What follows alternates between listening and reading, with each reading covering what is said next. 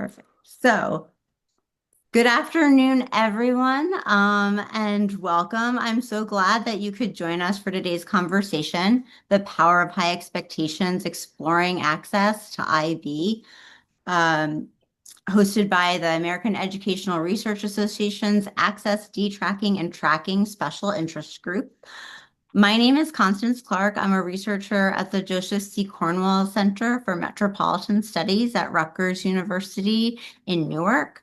I serve as the chair of the Access Tracking and Tracking Special Interest Group, and I will be moderating today's discussion. Here with me today, we have Dr. Margaret Thornton, our membership chair and most recent past chair. We have Dr. Christian Edo-Simon, our web manager, and I believe we have Dr. Brianna Chang, our program chair. We are really excited for this panel. We're a small but mighty SIG committed to connecting research with policy, practice, and community. This is how many of our members view the purpose of research and our work in this area, and it also reflects the legacy of our scholars who founded our SIG over 20 years ago. We believe research should have an impact and contribute to making a meaningful difference in the educational lives and well-being of students. We would love to have you join us. One of the measures of the health and contribution of a SIG is member engagement and membership in the SIG. We have a good mix of folks here today, which is great. For those of you who are members of AERA, please demonstrate our value and critical importance to AERA by becoming a member. It's only $5 a year to become a member of this community. We're committed to maintaining this rate despite increasing dues owed to AERA. So for less than the cost of a cup of coffee, you can join our SIG for a whole year. Membership season is coming up, and I'm sure you'll hear from me and from Maggie, Dr. Margaret Thornton, our membership chair, in the coming months. But you can join our SIG 24 hours a day, 7 days a week, 365 days a year on the AERA website. If you're not a member of AERA, welcome. I'm so glad that you found us. Please stay in touch. Let us know what you're up to. We would love to spotlight your work in one of our quarterly newsletters. Maybe our conversations will inspire another webinar or a research partnership with someone in our SIG community. So please stay in touch. Before we begin, a few quick notes. I'm going to briefly frame the conversation, then we'll introduce our panel and then move into discussion and Q&A. Please, if you have questions, you can share those at any time in the chat, and we'll do our best to work those into the conversation or come back to them near the end. So to frame, this panel grew out of two ideas from pieces of work. First is a chapter co-authored by Charles Payne, the director of the Cornwall Center where I work, and Charity Anderson from the book Dignity Affirming Education, called The Radical Affirmation of Dignity, which argues that one of the deepest purposes of education is to affirm the worth and intelligence of students who have too often been told implicitly or explicitly that they are less than capable. It reminds us that students who grow up stigmatized by race, poverty, immigration status, or other social markers, school can either reinforce those messages or help resist them. The second is the Working to My Potential report. This report was done several years ago, decades ago, from the University of Chicago's Consortium on School Research, which studied the expansion of the International Baccalaureate program. And at the time, and I will be corrected if I'm wrong because you have lots of people from Chicago here, 13 public schools. Traditionally, IB programs have been concentrated in the more selective or affluent settings, but Chicago made a deliberate decision to bring IB to neighborhood high schools, serving primarily Black and Latino students. What emerged from that research was a powerful reminder. When students are trusted with challenging, meaningful learning, they rise and often go beyond what others imagined possible. Taken together, these two works' ideas raise an important question at the heart of today's discussion. What happens when we remove barriers to rigor and act on a radical belief in every student's capacity for excellence? To explore this question, we have an incredible group of panelists whose work spans research, practice, and policy.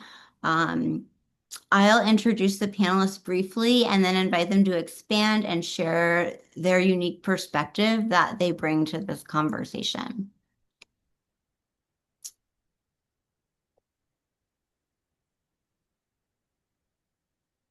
And Dr. Shannon Holder is here too. She's part of our SIG leadership team. Thank you for that reminder. I'd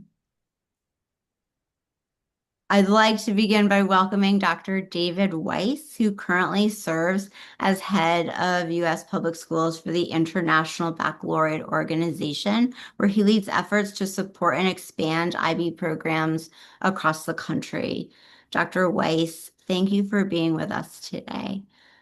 Could you start off by giving us a brief overview of international baccalaureate programs, including the full suite of programs offered in the International Baccalaureate Educational Pathway, orienting us to terminology and important distinctions such as IB programs and the International Baccalaureate Diploma Program that we should keep in mind during the course of this conversation, and provide us perhaps a brief introduction to how the International Baccalaureate Organization has been working to make these opportunities more accessible, particularly in schools and communities that haven't historically offered IB.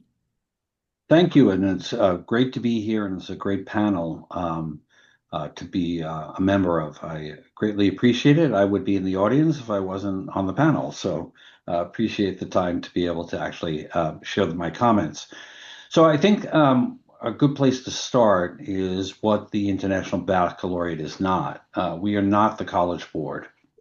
And very often the IB, people go IB, AP, IB, AP, or AP, IB, and that's really not what the IB, the International Baccalaureate, is about. We're not just about the diploma program, which is in grades 11 and 12. We're an entire system of education from 3K to grade 12.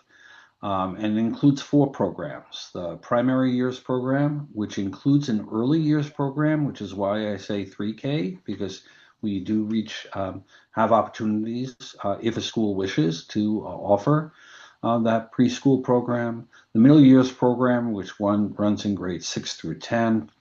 And then the diploma program, which is often equated when people say IB.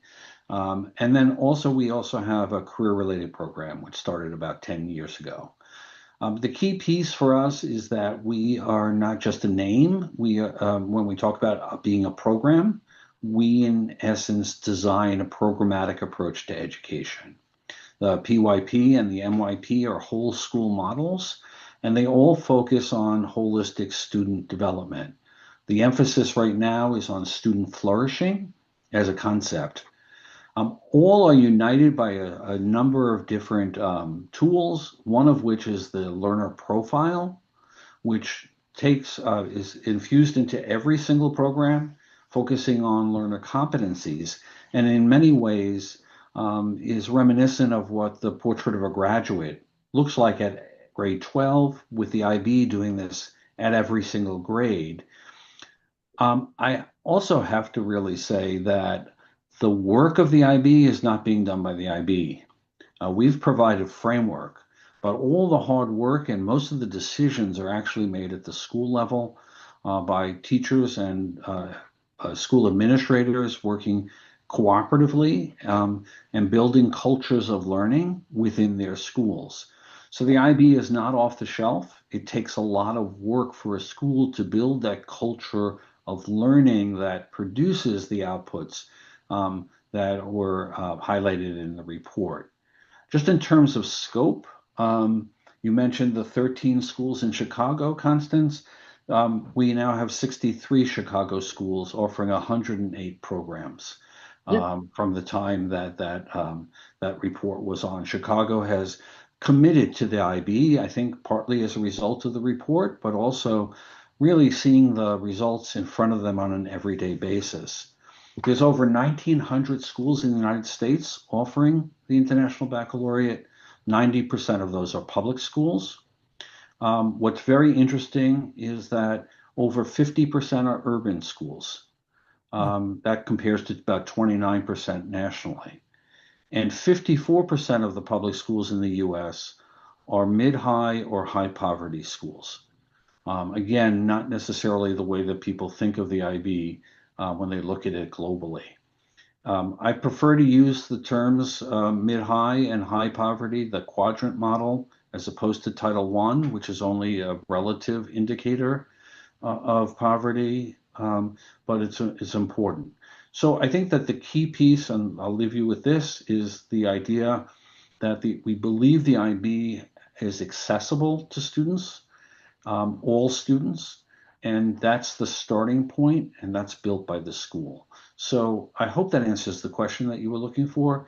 For those of you that want to look at the data on the IB's website, ibo.org, there is a report called Growth, Access, and Outcomes, which has the data as of 2024. Thank you so much. That was a great introduction and overview. Can I just go quick follow up? This Chicago Public Schools now has 63 schools. You mentioned over 50% of the IB are in urban areas. Is Chicago the largest? Yes, Chicago is the largest by far, actually, in many other areas. I didn't want to. I didn't want to go through the whole history, but many urban schools have developed IB programs as a result of magnet grants. So if you go around the country, the most common that you'll find are magnet schools, and depending upon how widespread the magnet program is. What Chicago did is Chicago committed to developing it in each of in each of their zones, which is a different stance and really was a planned movement towards equity that doesn't necessarily follow in other areas. Thank you. Thank you. So next, I'm very happy to welcome Dr. Kyle Westbrook, who currently serves as the Executive Director of Education Systems Center at Northern Illinois University. Earlier in his career, Dr. Westbrook played a pivotal role in the expansion of IB programs within the Chicago Public Schools. Dr. Westbrook, thank you for joining us. Could you tell us a bit about how that expansion began, what motivated Chicago Public Schools to bring IB to neighborhood schools at such a large scale, and what you and your team were hoping to achieve at the time? Sure. So nice to meet everyone. And yeah, it's this project of expanding IB in Chicago and Chicago Public Schools is frankly one of the things that I'm proudest of in my career. And for reasons that I'm sure when Thomas gets into some of the research, folks will understand a little bit later. But I've spent my entire career in the Chicago Public Schools, 30 years now. And interestingly enough, the first school that I taught at in Chicago Public Schools was Lincoln Park High School, which was one of the first international baccalaureate programs in the United States, going back to, I believe, the 80s. And so I was teaching at Lincoln Park High School, and for a long time in Chicago Public Schools, Lincoln Park was the only international baccalaureate program in the city. And around when I started, 1995, the district got its first CEO under a school reform act, and that was Paul Vallis. And Paul Vallis, one of the things that he did in those first, year or two of touring the schools and understanding what was happening across the district was came to Lincoln Park, saw some of the exceptional results that students in the diploma program were achieving, and said, we need to expand this program across the city. Um, that initial expansion is what resulted in those 13 programs, those 13 high schools that Thomas and the team at the University of Chicago studied. And I think what's important to note in about that initial expansion is that first it was run by essentially RFP, where school communities around the city would essentially put together an application to say, we want an IB program in our high school. Here are all the reasons that that the district should put one in our school. And so there was a diverse group of schools that were awarded those first set of IB programs. And I should also note that what was different about this expansion in 90, I think it was 97, 98, was the inclusion of the middle years program in most of those schools. Lincoln Park, until we expanded the program in 2012, 2013, Lincoln Park did not have a middle years program. So fast forward a little bit to folks at the consortium in the Chicago School Research who put together the report that you referenced, and I had just arrived in central office in my position as the director of magnet gifted and IB programs in Chicago. I had just arrived in that job maybe a month before. And oddly enough, I had worked at the University of Chicago before coming to back to CPS. And so it felt like Thomas and Eliza and Melissa Roderick were just following me up to, to Clark Street. They came to my office and briefed myself and a number of other folk in central office and said, "Here's this research that we have, that we feel confident about the outcomes of students, particularly low-income students, students of color." And I'll leave it to Thomas to describe the ways that they controlled for income and controlled for some of the selectivity that was occurring in some of the programs. But here's this great research that is really making a difference for our students in the city. Subsequently, they went and briefed my boss's boss's boss, which was Mayor Rahm Emanuel. And shortly thereafter, I got a call from the mayor's office that said, hey, well, the initial push was the mayor wants to make every high school in Chicago an IB high school. Can we do it? After my jaw came up off the floor, I said, sure, we could do it, but I don't know if we're prepared for the price tag of what that will mean. And so then we ultimately,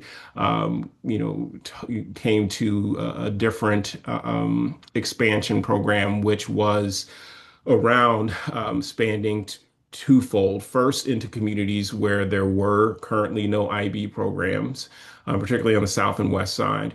And then second, expanding even within IB programs that existed in the city to be able to have a school that was, the term that we used back then was wall-to-wall IB. So every student's in the middle year program. Every student then has access and opportunity, whether it's through the career program or whether it's through the diploma program once they get to junior, senior year. So it was a pretty significant expansion of the program in the city. And it also featured one of the things that was important to the mayor and was important to our office was building pipelines within neighborhoods for elementary school students. And so that expansion also included putting middle years programs in elementary schools that would be feeders to those high schools. And in some cases also in putting primary years programs into some of those elementary feeder schools. And so the result would be, it was that we have these communities where there's IB elementary school or two, or in some cases three, that's feeding directly into the high school. And so that was Mayor Rahm Emanuel. And that, I think the report, Thomas, you can correct me if I'm wrong here. I think the report was 2011. give or take. And then in earnest, the expansion started in 2012. That's when we started vetting and thinking about which schools, and there were some criteria that we had put into place with very strong consideration from our network chiefs like Mira, who at the time was a principal, but our network chiefs are sort of sub-district superintendents where they have a portfolio of schools that they manage, but working with our network chiefs in central office and in the mayor's office at where we were going to put these new programs in. So that's probably a little bit more than you wanted, but happy to, obviously as we get into this, answer some of the detailed questions about some of the lessons learned in that expansion, as well as, frankly, continue to talk about how the investment that Chicago Public Schools has made in IB programs continues to pay off for our students. Thank you so much. Next, I'm delighted to welcome Mira Weber, who serves as Chief of Network 10 in Chicago Public Schools. Ms. Weber has been deeply involved in implementing, expanding, and sustaining IB programs in Chicago and has seen firsthand how the district's approach to access and rigor has evolved over time. She previously served as principal of an IB school that first implemented the middle years program, then expanded to include the primary years program, and by the end of her tenure, a wall-to-wall IB. Ms. Weber, thank you so much for being here. First, could you describe the expansion effort you oversaw as principal and clarify terms that Dr. Westbrook just mentioned, such as the wall-to-wall IB, and share a bit about what IB looks like in Chicago today, how the work has changed since the early expansion years, and what sustaining high expectations looks like in practice across Chicago Public Schools? Yes, thank you. Nice to meet everyone. Well, I was very fortunate that when the expansion began in Chicago, I was a principal who just had my eyes on MYP. It was kind of a next natural step for the elementary school where I worked because the neighboring high school was Lincoln Park High School that Kyle just mentioned. And so for me, being able to prepare students to move into that high school experience, familiar with IB and having the IB philosophy and understanding was just part of kind of the trajectory I saw for our school. We were a school located in Lakeview, which is a predominantly white, middle to upper class part of the city. However, we were very unique in that we served over 42 zip codes in Chicago, and our student demographic was 33% Black, 33% Hispanic, 33% white, and then other. So we really represented Chicago in many ways. And so it was a unique opportunity for us to bring the program, one, to the neighborhood that would then serve into the neighborhood high school, but two, to expand that opportunity for students who were coming through from throughout the city. And so then they could apply to high schools in their neighborhoods and be familiar with the IB as well. So that was a process. And like David said, there is a lot of work. You don't, I think a misconception is IB is a curriculum you pick up off the shelf and you teach. And IB is absolutely nothing like that. And if you do not have a dedicated group of staff and the philosophy that aligns, IB is impossible to do with fidelity and with integrity. And so it does take a commitment. And as we became authorized in the MYP, for me, again, getting back to that continuity and wanting to have a full continuum, began to explore the PYP and was very fortunate that I, at the time, and this is how Chicago's changed a bit, at the time, I knew who to talk to. I knew where the application was. I knew Kyle. I kind of like had the rhythm and the rhyme.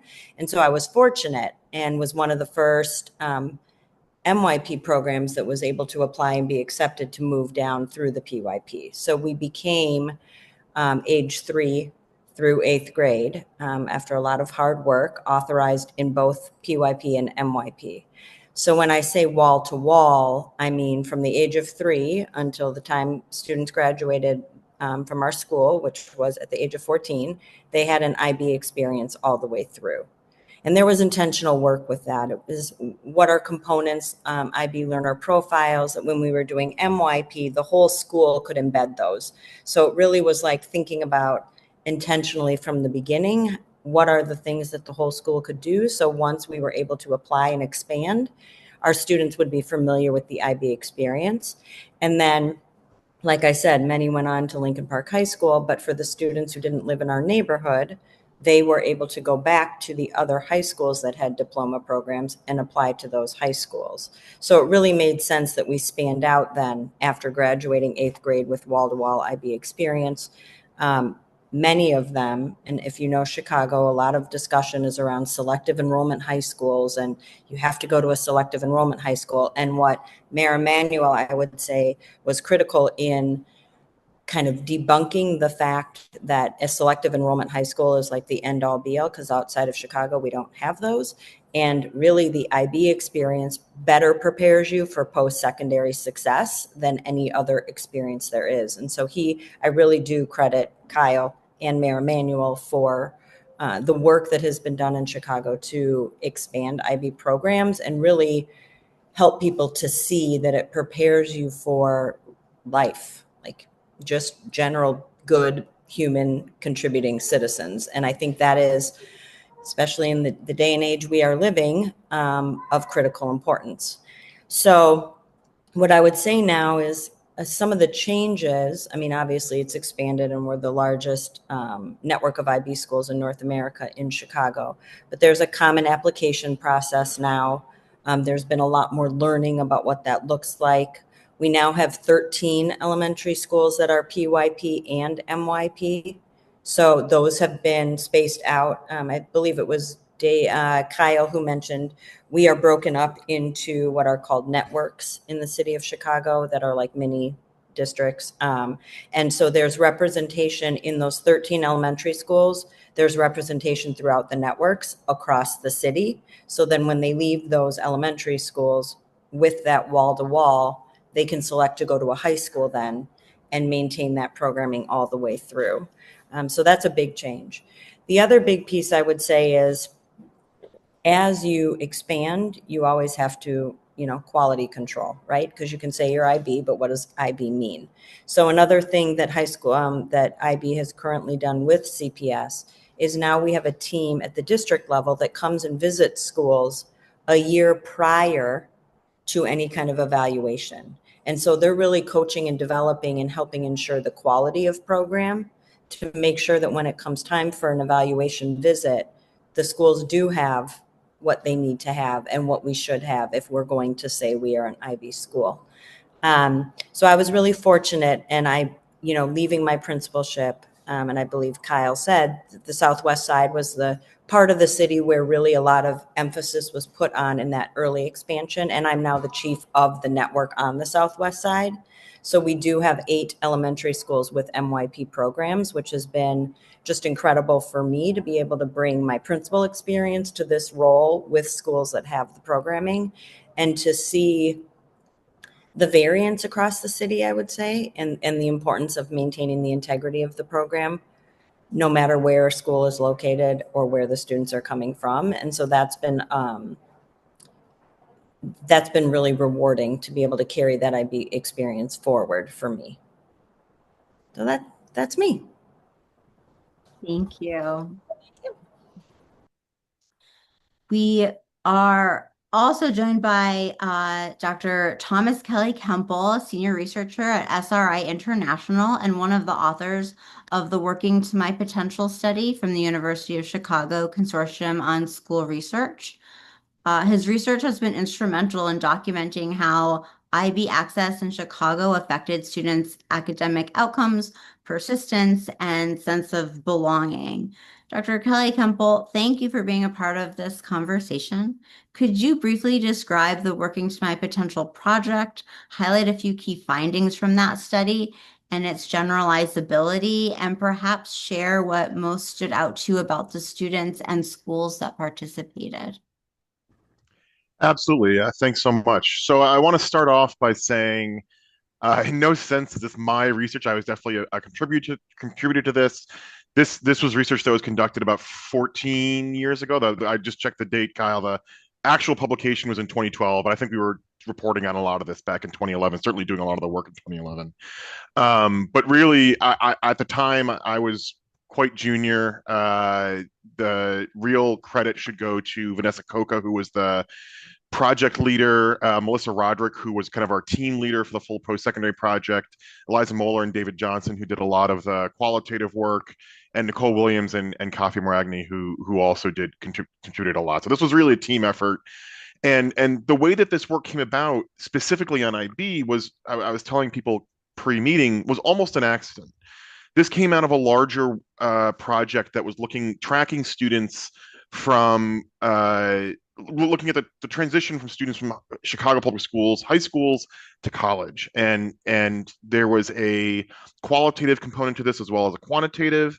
And the qualitative component, the idea was to find students in the end of junior year and follow them through the whole college search, application, matriculation process into college for 2 years. And preparing for this, the team was thinking, how can we find students who we have a high degree of confidence will make it into college, have the qualifications to access some of the elite colleges or high quality colleges in the area. And the IB program was was kind of one of the ways we come up with this was between IB, to some degree students who were taking AP, and then students who were kind of in the middle to higher end of the academic achievement distribution without those programs. And I think the team went into this project not knowing a ton about IB, but it was clear after just a couple, after the first couple rounds of interviews that these students really were something different. And we found that they had really high post-secondary outcomes. And so I think, we went to the IB organization and said, hey, we'd like to do kind of a full-on study of the IB program in Chicago and how it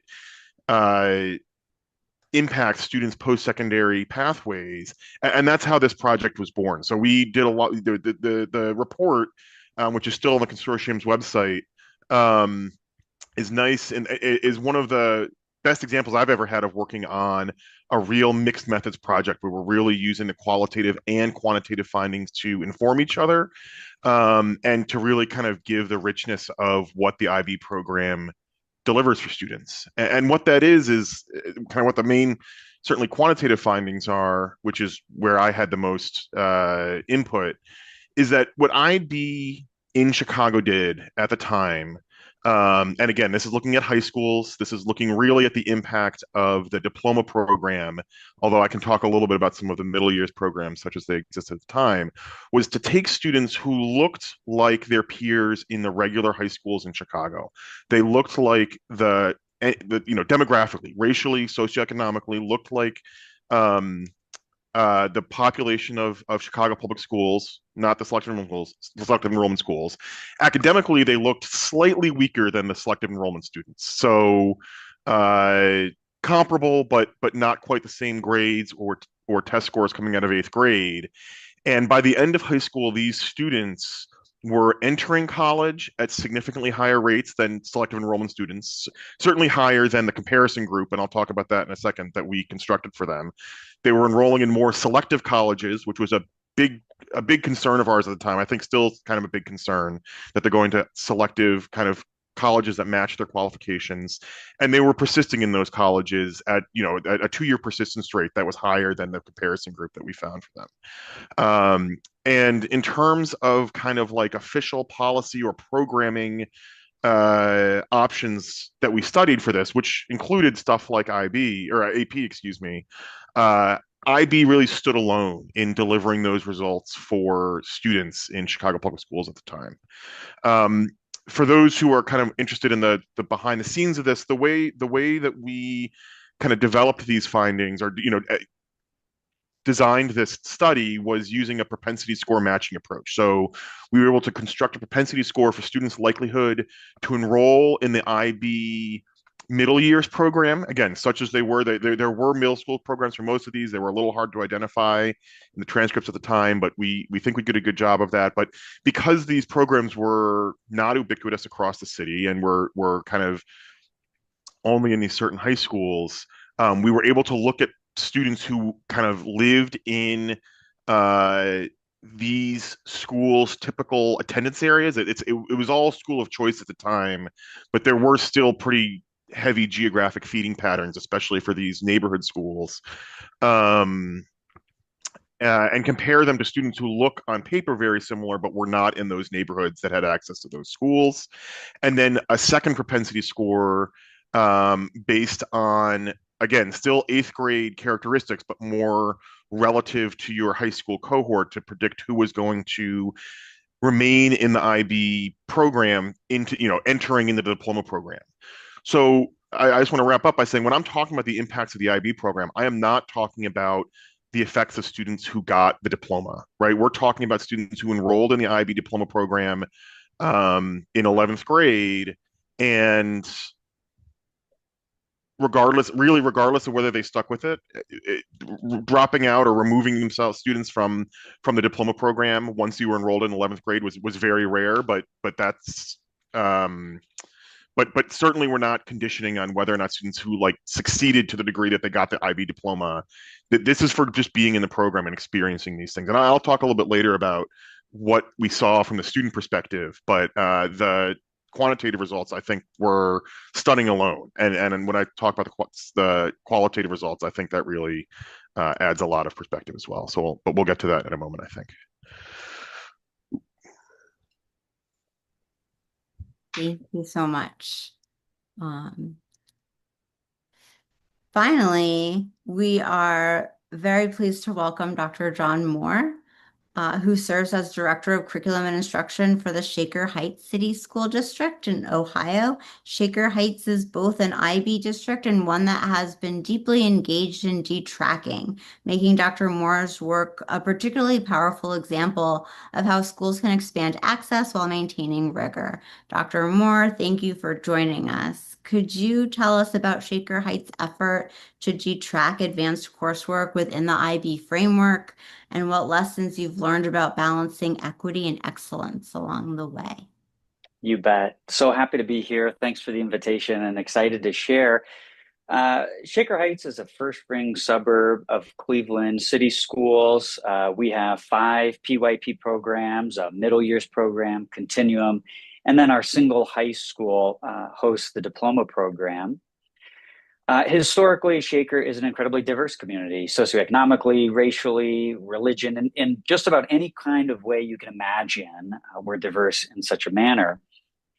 And in response, in part to that diversity, there was a long-standing and negative practice around tracking.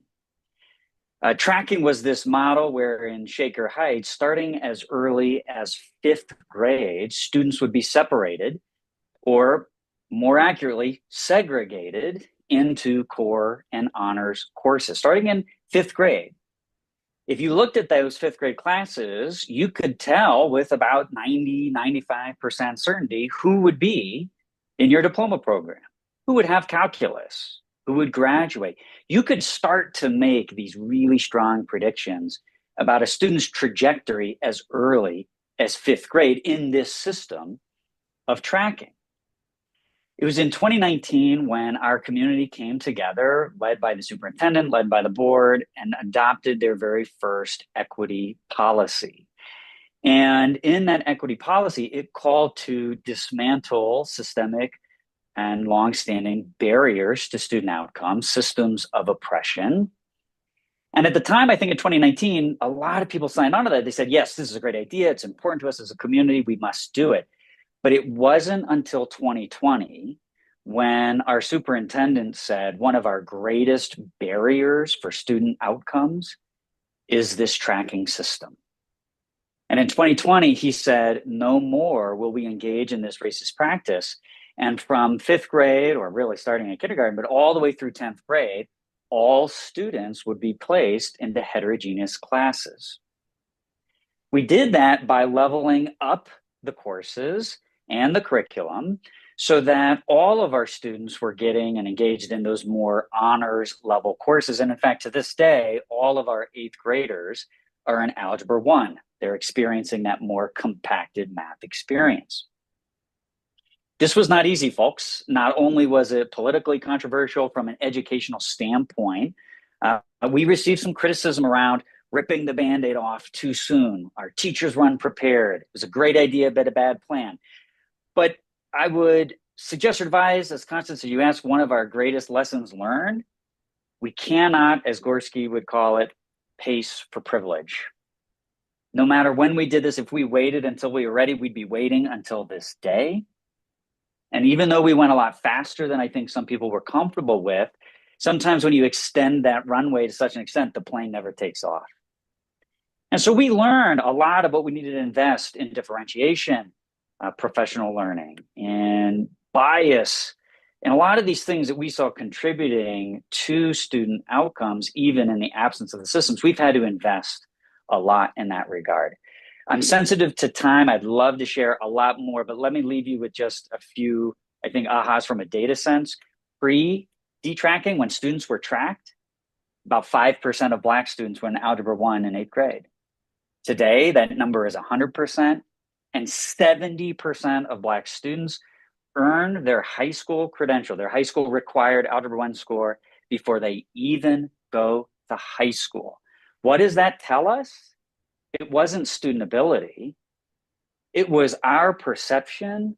It was our tracking that was limiting artificially our historically marginalized youth. That was, I think, one of our biggest ahas. Another aha here, and I'll leave it at this. One of my favorite leadership, she's a coach. She's a coach to folks like Google, and she doesn't know it, but she's one of my coaches as well, Kim Scott. She says, great communication isn't measured at the speaker's mouth, but the listener's ear. And even though we had to go really, really fast, there was a lot better communication that I think we could have engaged in to bring our community along and address some of those long-standing fears about what was going to happen when we put all of our kids together, held high expectations, and supported them to thrive.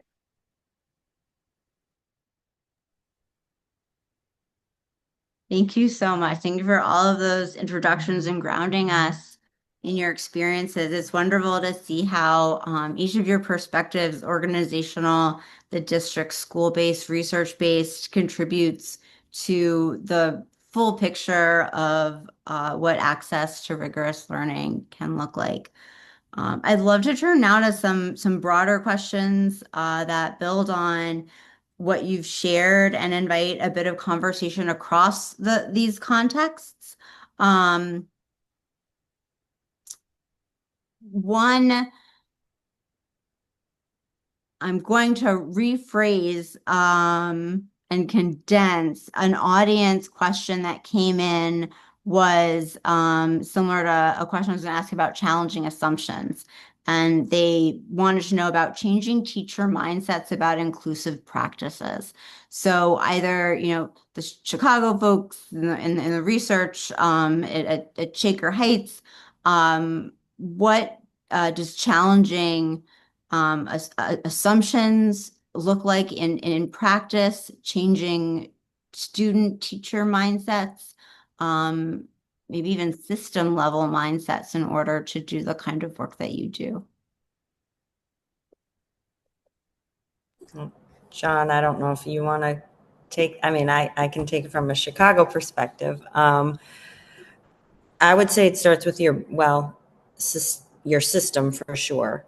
You have to have the mindset that all students can succeed as a system, and supports and resources to further that learning. But really, when I think about what makes an IB work, is the building leader. You have to have a leader who holds that philosophy, who can lead staff. And so changing mindsets of staff can be hard, but there has to be intentional work around it. And sometimes people shy away from difficult conversations around race or around equity or any of those things. And if you don't have a building leader that's going to be willing to tackle those things in a meaningful way, you can't move that work towards an inclusive setting. And I mean from students with disabilities to students, anything. And then you also need to have really high trust with your teachers, I would say, as a building leader, because if your teachers don't believe in you and the vision as the building leader, it's one thing if a district or a network or whatever they're called, wherever you work, try to impose that philosophy. You're isolated in your building. And so you have to create that from a leadership perspective, and have the trust of your staff that the direction you're headed and the support that you'll bring with it, because it can't just be an expectation without support and learning. So I would say those things are really critical at a building level. I would second everything I heard Mira say. The only two things I might add, one, I think for us, something we've discovered is sometimes belief comes after behaviors, or the mindset shifts after the system has changed. And what I mean by that was we were a district who advocated for these beliefs. We really encouraged and emphasized them, but in that system of tracking, no matter what we said, how our students were sorting into those tracks spoke volumes more than anything we might say verbally or try to communicate. It overrode any beliefs that we were sharing. So we shaped the system first, and have tried to coach beliefs in that direction. Something very concrete that I think has impacted mindsets positively. A few years ago, we instituted a practice of equity-focused instructional rounds, where teachers and leaders collaborate to make very intentional classroom visits, to identify patterns of bias and behaviors, and to come back together, unpack those, and start to develop and uncover some problems of practices. Here was, I would say, the major difference, and you heard a little bit of it from Mira too. Teachers had to be engaged in that work. It wasn't the word of a principal or the word of a superintendent. It was their own eyes and ears showing them what was happening in classrooms that built that sense of urgency of, we must do this differently. Let's do it together.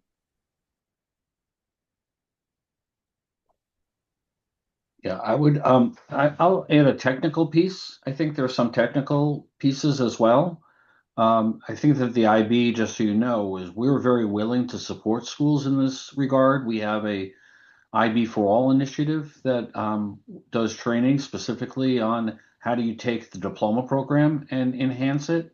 But I think that overall, I think one of the questions, and John talked about a couple of things. He talked about leveling up, which is really a way to look at this, because too often parents and teachers see education as zero sum, and it's not. You have to build that culture.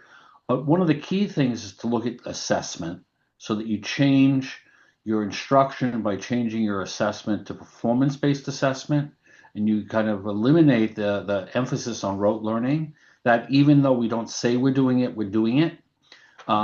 And if you give students challenging curriculum, they will challenges. Learning is about challenging self. So the dignity that comes from that is the self-affirmation after somebody faces something that's challenging and has achieved in it. And that's where the learner profile and the emphasis on metacognitive skills come in, because the students become self-affirming if you give them the language to look at themselves while they're learning and after they're learning. The IB, as I said, is holistic. This is not a curriculum. The framework we have, though, really empowers teachers to utilize the learner-centered principles that we know are at the key to learning. And, we have the advantage of the IB is that we've curated global practices from around the world, and that creates aspirations for teachers as well in turn for students. So, I think there's an awful lot here. It's very deep, but really deeper learning and assessment for performance are really some of the technical keys. Constance, can I just add one more quick thing? And I think the thing that I would speak to on this front is just um, what I saw in this expansion in Chicago on the political front. And I was surprised, frankly, every time I would go to a press conference that the mayor was having about expanding into a new school. I was surprised at, frankly, how skeptical our local media was. And it felt as if our local media, first of all, didn't read the report because they didn't read the report well enough to understand that the very schools that the mayor was trying to expand and we were expanding IB into were the very kinds of schools that Thomas and the team had studied. Not the wealthier schools in the district, but schools that were serving large numbers of low income students. And so that cynicism, I think in the press reflects, I think, a larger cynicism and skepticism that folks have about the achievement of low income students and the achievement of Black and brown students. It's as if you could, in this case, you could show folks all the data in the world that shows that our students, Black, brown, low income, wherever they are in the city, when you give them access to, quality programs with, high quality teaching, and really structured environments that are promoting their success and challenging them to have high expectations, or challenging the adults to have high expectations for our students. You can put all that data in front of folks and they will still say, nah, that's not going to work. And it was, disheartening, frankly. Not disheartening because I know like we had a job to do and we were going to do it and we knew what was right for our students. But I will admit to being, quite stunned at the level of cynicism that folks were displaying in Chicago, as if to say, well, this is just going to fall on its face. And it's like, no, then you didn't read the report because it didn't fall on its face in the first go round. In fact, our students are better for it. So, yeah, that deep level of cynicism around Black and brown and low income student achievement and success is, certainly was there, 14 years ago or 13 years ago when we were expanding.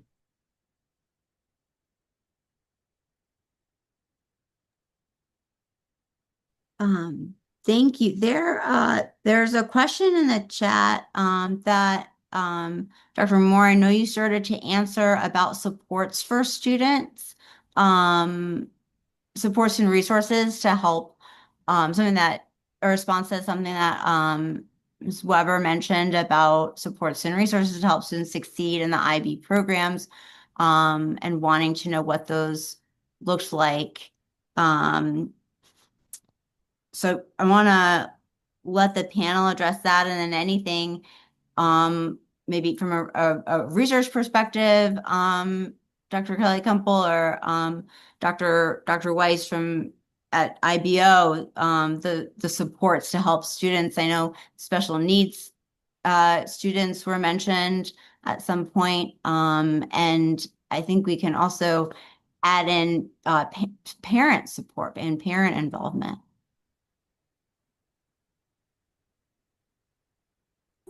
Well, I can just speak quickly about Chicago and some of the things that we needed to do. And I'll be honest, a lot of it is best practice in education, right? Encouraging student discourse, planning with the end in mind, knowing where you want students to be. I would say a big shift.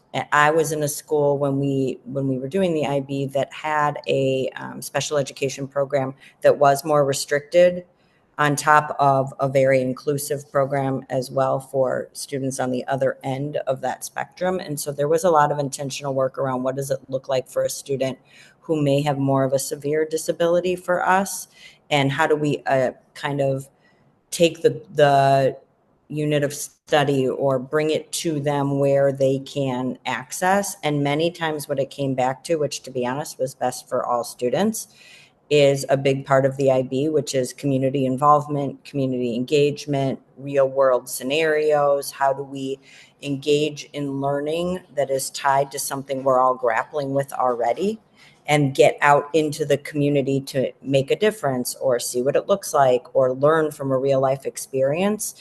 And for all students, honestly, we found that to be kind of that level set, that level playing field where everyone could engage and honestly excel, because it's hands-on learning and it's making learning meaningful.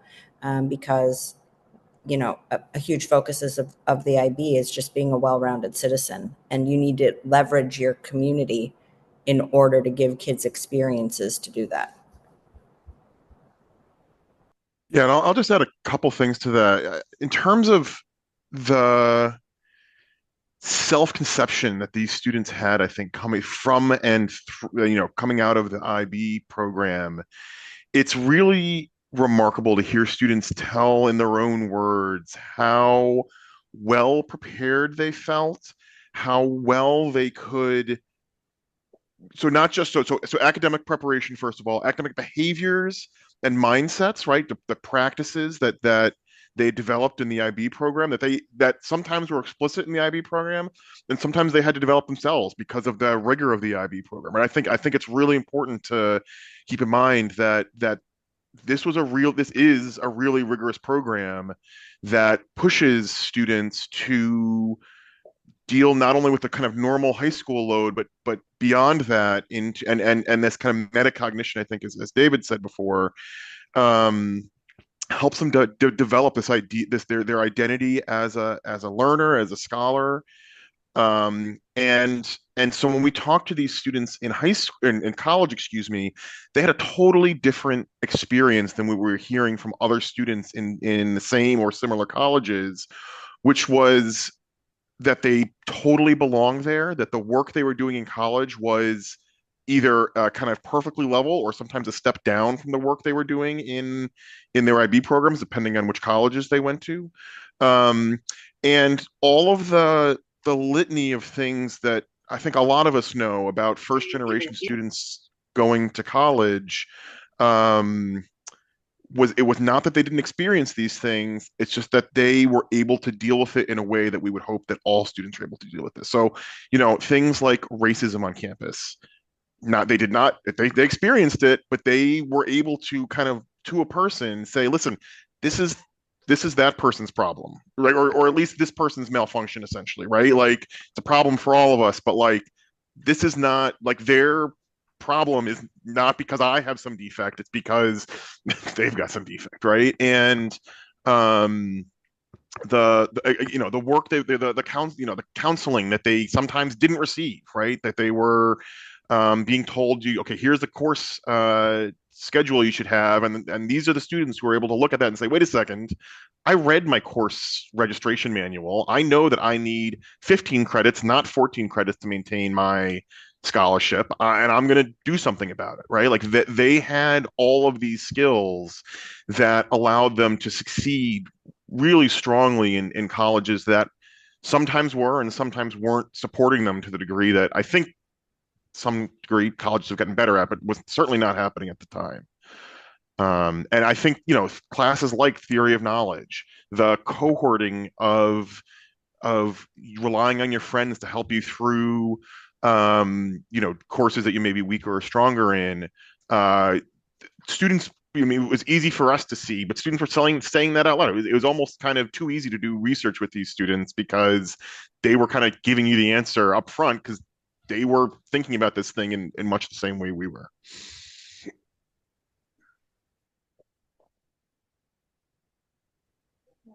Dr. I'd love to connect a few ideas with what Thomas said. Thomas, I think I heard you say something like, sometimes we, the institution or the college, needs to change. It's really not the student. And I think that's a critical piece in this conversation. We talk about what support students need, and they do, and on the back end, that is true. And I think we need to challenge our conception of what rigor is. What does that look like? What does traditional success look like? How can we challenge that? And how do our programs need to adapt and evolve so that it's not a demand on students to fit the mold of the program, but really we're making a good match for one another. And I'll connect it with this was I think it came out just last week or so. Wang et al. 2025. They discovered something. We're looking for the silver bullet. What can address different outcomes for students by race? What can address this longstanding achievement gap? They found it, folks. When curriculum is culturally relevant and you control for background knowledge, the achievement gap closes. And I think about that when I hear Thomas talk about how do we need to adapt to students as well. I think he had a really important point there. Yeah. Thank So you. Good. I know, Constance, I think that the key, I think it's really important here. The work is being done by the schools. And I think that what the schools are doing is they're cultivating a teaching culture and a learning culture that makes this work. There is no magic. There really isn't magic. There's really hard work, but what the IB does is offer a frame. And I have so many notes of all of the different components of that frame that we could share. But what happens over time is that a faculty begins to learn how to utilize that frame. And what a student does is they learn how to use that over time as well. Getting to students early, helping to give them that language, helping to give them, and it's built into the program, the self-reflective skills are so powerful. And at the same time, the school has to eliminate those structures that get in the way. And a lot of it is the adults have to get out of the way and create opportunities for students to learn. And really, again, we are here. I make myself available. There are others that are more than happy to join in to help schools take a look at what's working, where it's working, and we have lots of examples through our IB for All project to get there. But I do think that it is an intentional attempt and that it requires. There was a question I think that you had asked Constance about why not everywhere. The why not everywhere is it's not easy. You have to cultivate a collective interest in trying to create that collaborative culture. It's not an individual effort. It's not an individual will. And there has to be sustained support from decision makers to allow it to occur. And some of it is it starts and stops until you get it right. Thank you. Thank you all so much. I know a lot of folks have to go for 2 o'clock appointments. I could stay for the rest of the afternoon, probably the week, and continue this conversation. But again, please, if you're a member of AERA, join our SIG. If you have a question that didn't get answered, just send me an email. I sent a number of reminders about the panel, so just you can send me an email with your questions, and if our panelists gracious enough, I'll forward them on. Maybe in our newsletter we could do a final I didn't get to say this feature from our panelists. So thank you again, Dr. Weiss, Dr. Westbrook, Dr. Moore, Dr. Kelly Kemple. This was an incredible conversation. I learned a lot.